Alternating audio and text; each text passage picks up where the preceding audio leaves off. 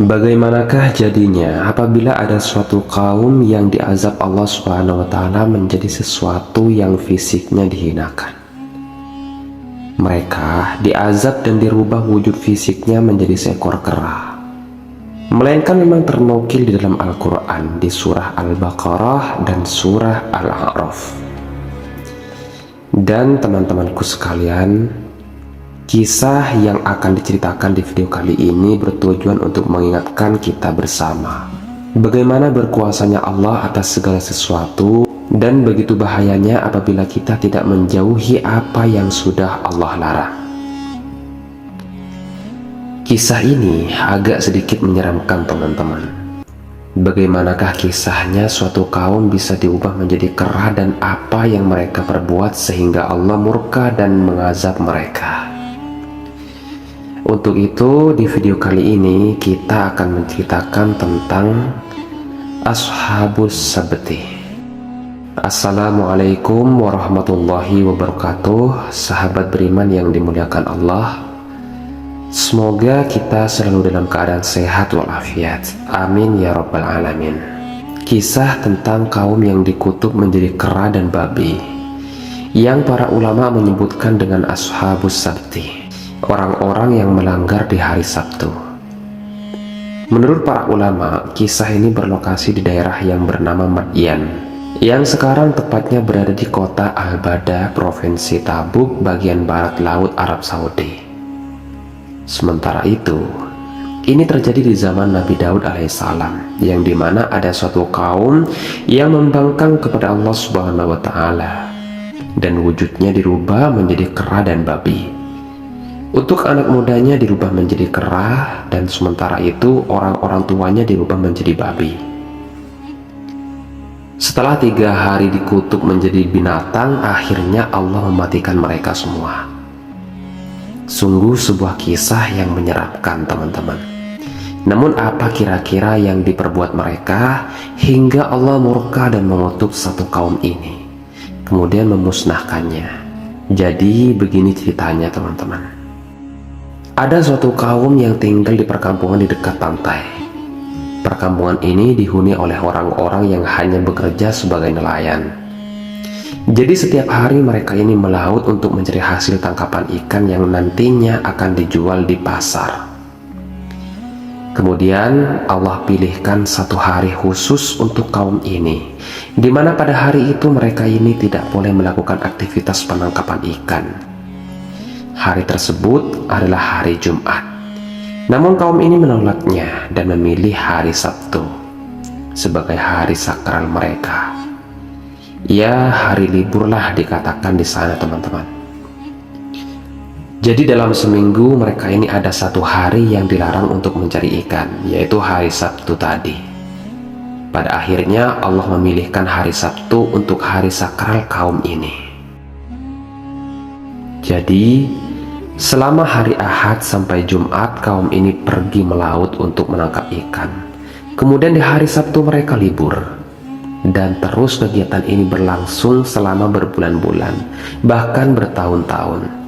Lalu Allah uji mereka pada hari Sabtu. Ikan-ikan terlihat sangat banyak dan melompat-lompat dari dalam air laut. Sedangkan ketika matahari mulai tenggelam dan mulai masuk di hari Ahad, ikan-ikan yang lompat tadi hilang. Dari hari Ahad sampai Jumat, ikan-ikan yang mereka tangkap ini sedikit dan sangat sulit untuk mendapatkan di hari-hari itu.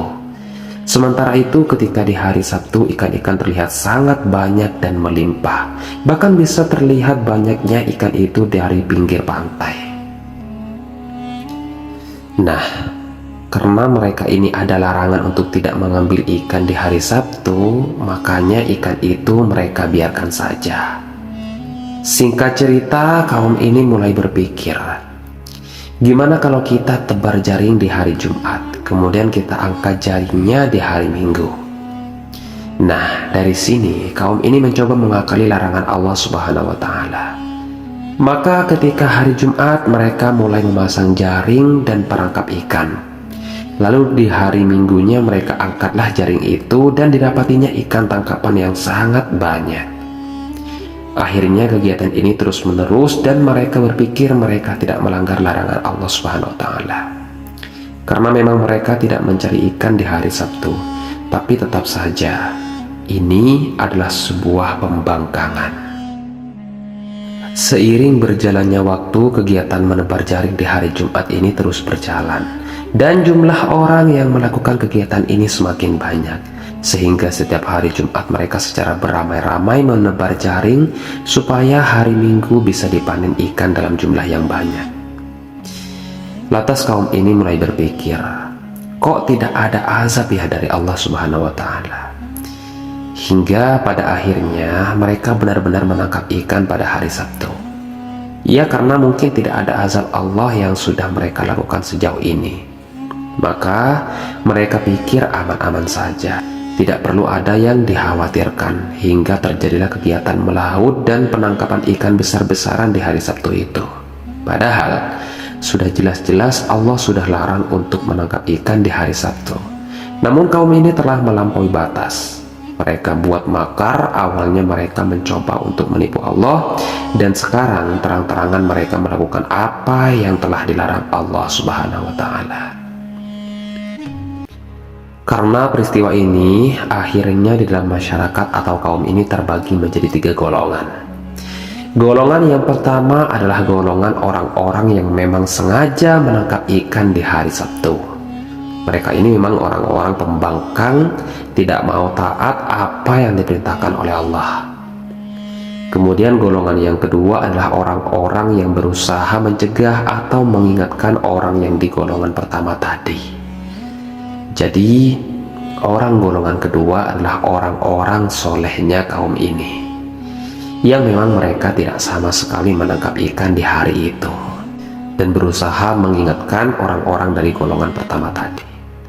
Terus golongan terakhir yaitu golongan orang yang ketiga. Nah, golongan ketiga ini adalah orang yang tidak menangkap ikan di hari Jumat, tapi membiarkan saja kegiatan yang dilakukan orang golongan yang pertama tadi. Ya, bisa dibilang cuek lah begitu teman-teman, dikatakan seperti itu. Salahnya adalah orang golongan ketiga ini malahan melarang orang golongan kedua untuk mengingatkan. Kira-kira seperti itu. Jadi sudahlah, biarkan saja mereka menangkap ikan, tidak usah dipedulikan. Pada suatu hari, orang soleh dari golongan kedua ini membuat sebuah tembok pemisah. Jadi tembok ini memisahkan antara orang golongan yang pertama dan yang ketiga dengan orang golongan yang kedua. Orang-orang golongan kedua ini takut akan datangnya azab Allah. Ya, karena sebagaimana kita ketahui, bila azab Allah datang pada suatu kaum yang berupa musibah atau bencana alam, pastilah semua orang akan terkena dampaknya. Mau orang fasik ataupun orang yang soleh akan kena semuanya. Maka dari itu mereka membuat sebuah tembok pemisah, membagi wilayah perkampungan dan membagi pula wilayah laut area penangkapan ikan.